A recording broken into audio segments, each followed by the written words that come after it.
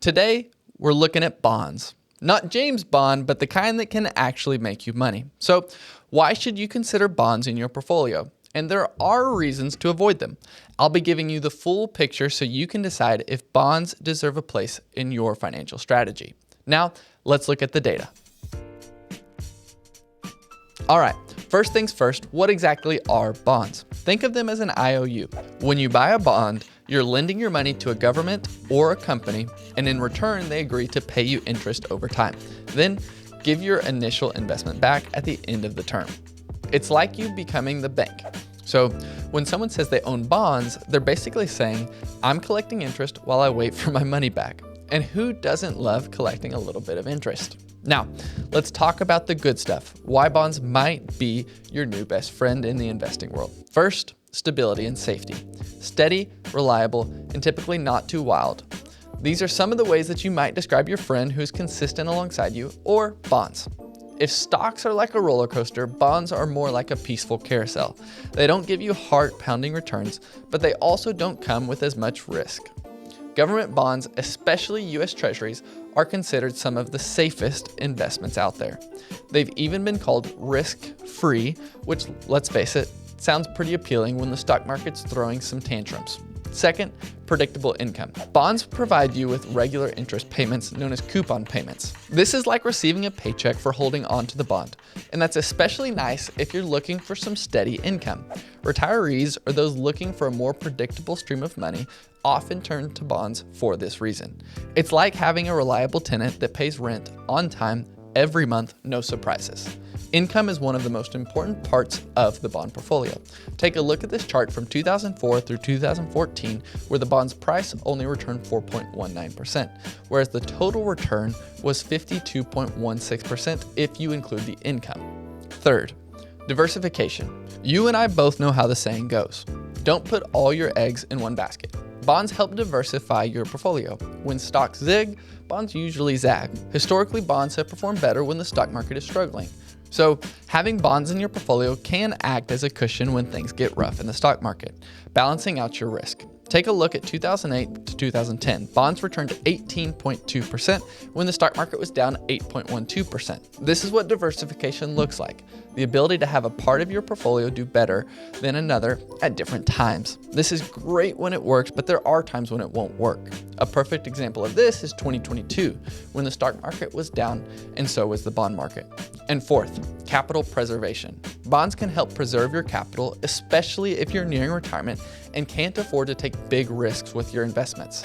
Unlike stocks, where you could lose a significant chunk of your investments in a short period of time, bonds generally return the full principal at the end of their term, provided, of course, that the issuer does not go out of business. Of course, bonds aren't all sunshine and rainbows. There are some downsides, so let's look at 4 reasons why bonds might not be the hero that you need in your portfolio. Number 1, lower returns. Bonds are steady, but they're also, a bit boring when it comes to returns. Historically, stocks have returned around 7 to 10% per year, while bonds have averaged close to 2 to 4%. So, if you're a younger investor looking for growth, bonds might not give you the fireworks you're hoping for. They're more like a slow burn. You won't lose sleep over them, but you won't retire on bond interest alone. Number 2, inflation risk. Bonds pay a fixed amount of interest, so if inflation goes up, the purchasing power of those interest payments goes down. It's like getting paid the same wage while everything around you just gets more expensive. With inflation currently higher than usual, bondholders are feeling the pinch as their returns fail to keep up with rising prices. Number 3, interest rate risk. Here's where things get a little tricky. When interest rates rise, bond prices fall. It's kind of like a seesaw. When one goes up, the other goes down. So if you buy a bond today and interest rates go up tomorrow, the value of your bond could decrease if you need to sell it before it matures. If you're holding it to maturity, you still get the principal back, but this is something to keep in mind, especially if we're in a rising interest rate environment like we were in 2022 and 2023. Number 4, credit risk.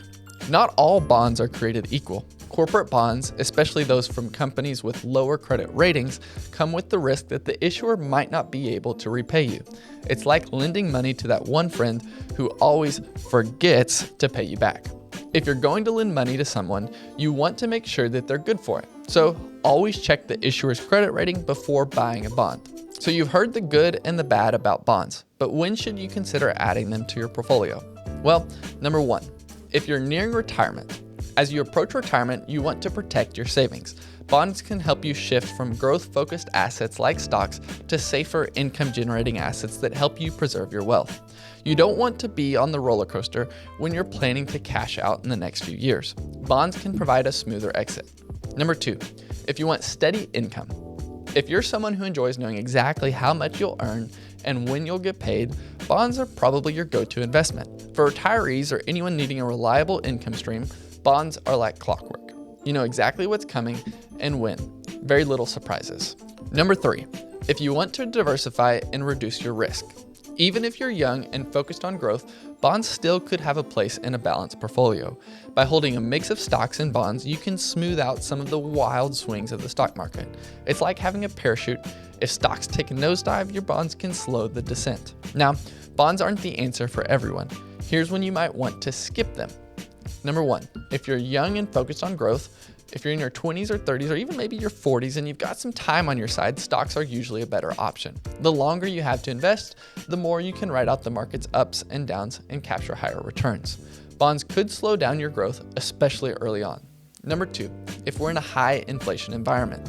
When inflation is roaring, the fixed payments from bonds don't hold as much value. And right now, with inflation higher than it's been in decades, you might be better off investing in assets that grow faster than inflation, like stocks or real estate. Number three, if you're concerned about rising interest rates. In a rising interest rate environment, bonds can lose their value, especially if they have longer maturities. If you're worried about interest rates going up, shorter-term bonds or other investments might be a better bet. Don't get caught holding a long-term bond that's losing value as rates climb. So, should you add bonds to your portfolio? Well, you can tell it probably depends on your goals. Bonds are great for stability, predictable income, and protecting your wealth, especially as you get closer to retirement. But if you're young, looking for growth, or worried about inflation, you might want to stick on the more aggressive investments. If you're wondering how much of your portfolio should be invested in bonds and how often you should change your portfolio back to a bond investment, I did a video all about rebalancing. You can click here to see it.